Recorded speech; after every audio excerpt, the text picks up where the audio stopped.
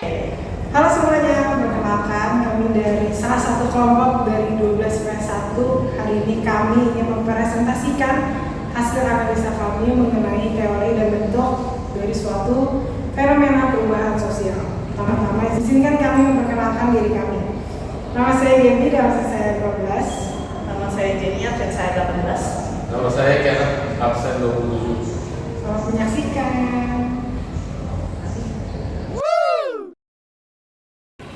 Fenomena perubahan sosial yang pertama adalah doom scrolling. Kronologinya, doom scrolling adalah situasi di mana orang melakukan penelusuran terhadap berita-berita yang menyedihkan atau berita yang mengundang rasa kekecewaan. Tanpa disadari ini menjadi fakta sosial hingga membentuk fenomena perubahan sosial. Tanpa kita sadari, banyak orang menghabisi waktunya dalam melakukan scrolling setiap hari. Siapa aja yang sering mengalami doom scrolling ini, rata-rata lebih banyak pria dan remaja yang melakukan doom scrolling karena ketergantungan teknologi. Untuk analisisnya, yang pertama adalah teori evolusi. Fenomena tersebut terjadi akibat pengisolasian diri dalam masyarakat pada tahun 2020. Makanya ini terjadi perubahan dalam kehidupan sehari-hari masyarakat. Mereka jadi lebih tergantung kepada teknologi yang membantu mereka dalam pekerjaan, sekolah, dan kegiatan lain-lainnya. Yang kedua adalah teori siklus. Fenomena tersebut tidak bisa dihindari oleh siapapun karena tanpa kita sadari, kita telah melakukan doom scrolling karena menggunakan handphone atau gadget. Yang kedua adalah bentuk. Yang pertama ada perubahan lambat. Fenomena tersebut terjadi secara sendirinya dan terjadi seiring waktunya berlalu. Yang kedua adalah perubahan yang tidak direncanakan. Fenomena tersebut terjadi tanpa kita sadari dan tanpa kita rencanakan. Secara alami terjadi. Yang terakhir adalah perubahan kecil. Fenomena tersebut tidak mempengaruhi lembaga atau struktur sosial, hanya mempengaruhi orang-orang yang kecanduan handphone atau gadget. Nah, untuk fenomena perubahan sosial yang kedua yaitu adalah berkembangnya AI yang mengubah pekerjaan desain grafis yang awalnya dibuat secara manual maupun menggunakan digital, namun sekarang mereka hanya tinggal mengetik apa yang mereka inginkan, lalu menunggu dan mereka mendapatkan desain grafis yang mereka cari, yang mereka inginkan tanpa harus memikirkan kreativitas dan memerlukan waktu yang lama. Dan hal ini tuh memunculkan adanya pro dan kontra antara yang mendukung perkembangan tersebut dan yang tidak mendukung perkembangan tersebut. Nah, untuk analisanya, teorinya ada dua, yaitu teori gerakan sosial dan teori modernisasi. Teori gerakan sosial itu didapatkan dari orang-orang yang mendukung desain grafis tersebut diubah menjadi menggunakan AI, bersatu untuk menyebarkan bahwa memang hal itu adalah hal yang baik dan mempermudah kehidupan kita. Makanya itu termasuk teori gerakan sosial karena mereka bersatu untuk mendukung hal tersebut.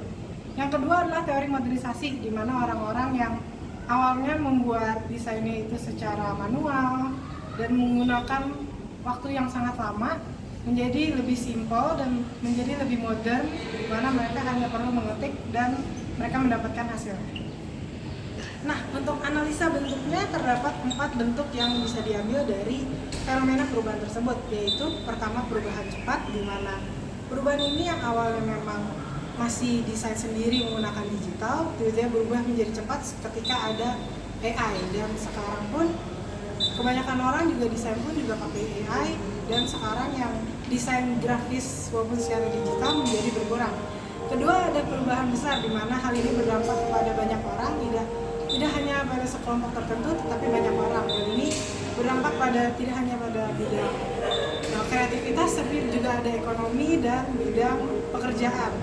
Dan yang ketiga, perubahan yang direncanakan, di mana perubahan ini memang direncanakan oleh orang-orang dan mereka merencanakan bahwa AI ini akan digunakan sebagai cara baru untuk mendapatkan desain grafis. Yang terakhir ada perubahan proses, di mana perubahan ini merupakan perubahan yang perkembangan dari satu perubahan yang sebelumnya. Jadi perubahan ini pernah terjadi, lalu dikembangkan lagi dan menjadi tahap selanjutnya. Adalah bahasa gaul yang makin luas. Sekarang kalangan remaja semakin meluas dalam penggunaan bahasanya. Karena seiring perkembangan zaman, bahasa tersebut, bahasa remaja semakin meluas dan berkembang dari zaman ke zaman. Untuk analisisnya, yang pertama adalah teori gerakan sosial. Karena fenomena tersebut hanya mempengaruhi anak-anak generasi muda. Adalah teori evolusi. Fenomena tersebut terjadi secara lambat mengikuti perkembangan zaman yang terjadi di dalam masyarakat secara budaya dan sosial. Lalu ada bentuk-bentuk perubahan sosial. Yang pertama adalah perubahan yang lambat. Perubahan ini terjadi secara lambat dan hanya beberapa orang saja yang dapat menggunakan bahasa tersebut, tapi secara perlahan-lahan bahasa tersebut sudah tersebar di orang-orang sekitar. Yang kedua adalah perubahan besar. Perubahan tersebut mempengaruhi struktur sosial, terutama di kalangan remaja, karena perubahan tersebut kebahasaan yang digunakan bersifat turun-temurun.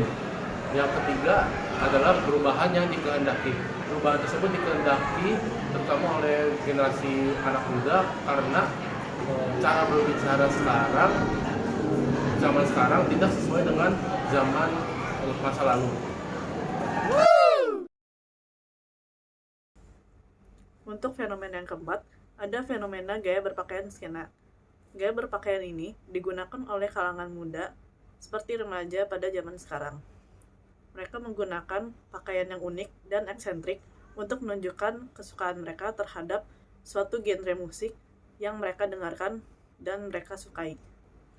Gaya pakaian ini telah menarik banyak perhatian anak-anak muda lainnya sehingga mereka membentuk sebuah komunitas yang berisikan anak-anak muda yang nyaman dan menyukai penggunaan baju-baju yang unik dan mereka sukai.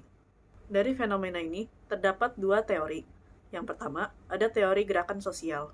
Jadi, masyarakat atau kalangan remaja ini merasa bahwa gaya berpakaian mereka ini kurang bagus, sehingga mereka mengganti cara berpakaian mereka dan mengorganisasikannya menjadi sesuatu yang lebih baru atau up to date.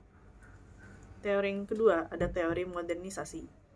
Masyarakat merasa cara berpakaian mereka ketinggalan zaman, sehingga mereka mengganti pakaian mereka dan memodernisasi fashion mereka. Bentuk-bentuk di dalam fenomena ini juga terdapat 4. Yang pertama ada perubahan cepat, karena gaya berpakaian mereka secara tiba-tiba berubah atau sesuai dengan tren yang sedang berlangsung.